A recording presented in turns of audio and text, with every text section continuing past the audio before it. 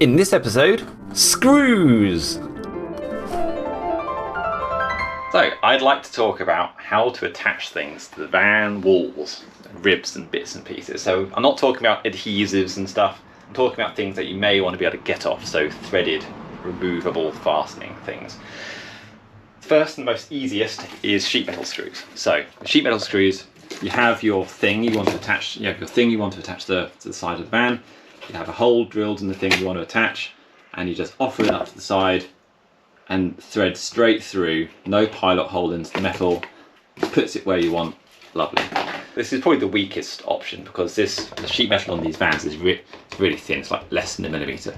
So the thread engagement is very low. You can't paint the inside if you're worried about corrosion. Don't know how much that matters. Next option are these things, riv nuts.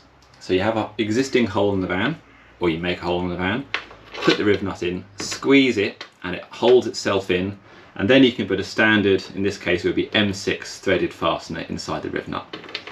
There's a slight risk of these, however, spinning in the hole. Like you tighten them up, put your fastener in, but then these start spinning, and it's a slight minor disaster to get yourself out that pickle. Bolted connections, the third and probably the strongest option.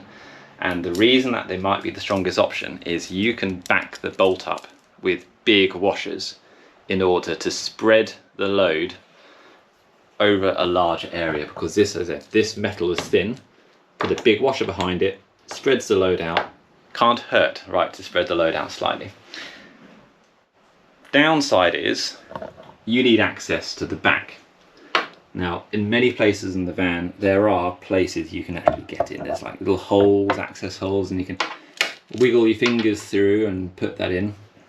A problem with this finding little random clever access holes thing is, although you might find you can wangle your 10mm driver through all sorts of nooks and crannies early on in the van build, once you've started putting other things on, you won't be able to access previous bolts to check they're tight or undo them or whatever, because you put other things in the way of your access holes. Insulation, other panels, whatever. And that's very, very annoying. However, a little trick so you can have the nut and bolt accessible from one side. One thing you can do with bolted connections though, to give yourself a bit of a fighting chance, is this method here, where I have a bolted connection with a nylock. The nut is on the front, the bolt is on the back, but I put a little flathead screwdriver slot in the end of the bolt so that I can do it all from one side. Once I've got the fastener in, I can put spanner on this side, screwdriver in the middle, and do everything from here. Now I'm basically using bolted connections only where I need the strength. So I used it on the bed platform, and I'm going to use it here where I'm mounting the power inverter, all that heavy stuff, but nowhere else. And it's simply because it's not the riv nuts themselves are not strong enough. It's simply because it's going into material which is very thin. And here's an example of an expanded riv nut. It doesn't have that much, it doesn't spread the load onto the metal very far. A washer does a better job. A quick thought on how to stop your fasteners from rattling loose in the van. If you're using nuts and bolts, there's two ways really. You could use a nylock nut, or use some thread locker, whichever is most appropriate. Spring washers, yeah, I don't really trust them so much. If you're using riv nuts though, you might want to have a bit of a think about this.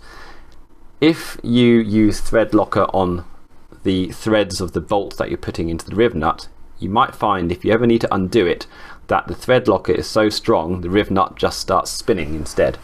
So what I've taken to doing is adding a little bit of adhesive, in this case a little bit of Evo stick, just a drop, on the underside of the head of the bolt. That way, when you screw it up against the plywood, it lightly glues the head of the bolt against the plywood. Not so tight that you can't undo it, but enough to stop it from rattling loose.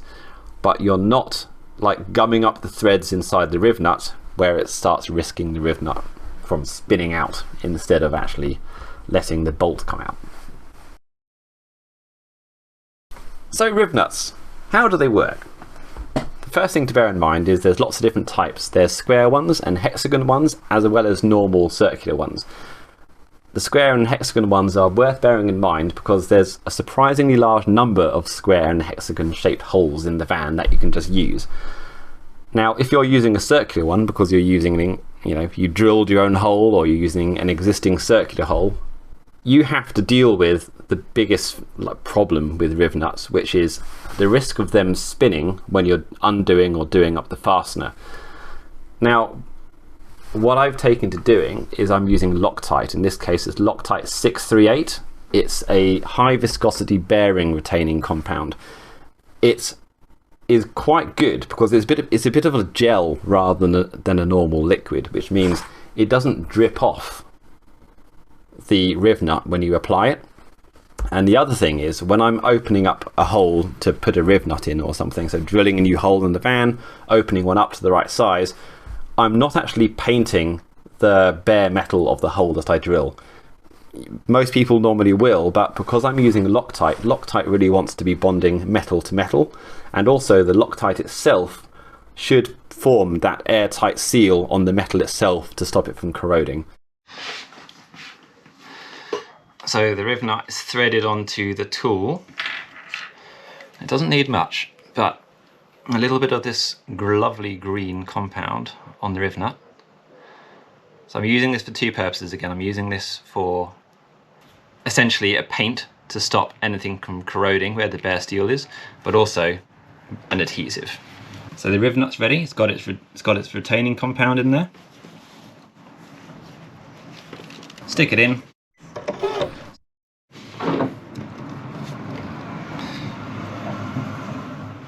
Squish it. May need to tighten it and do it a little bit more.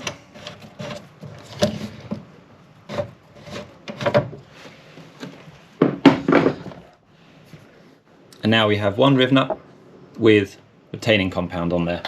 I don't think that's ever going to spin. So that's how they work.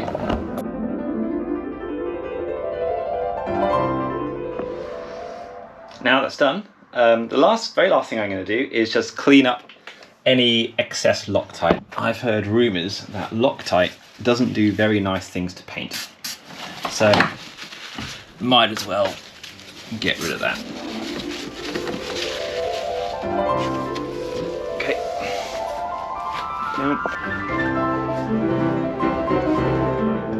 Oh, ho, ho, ho.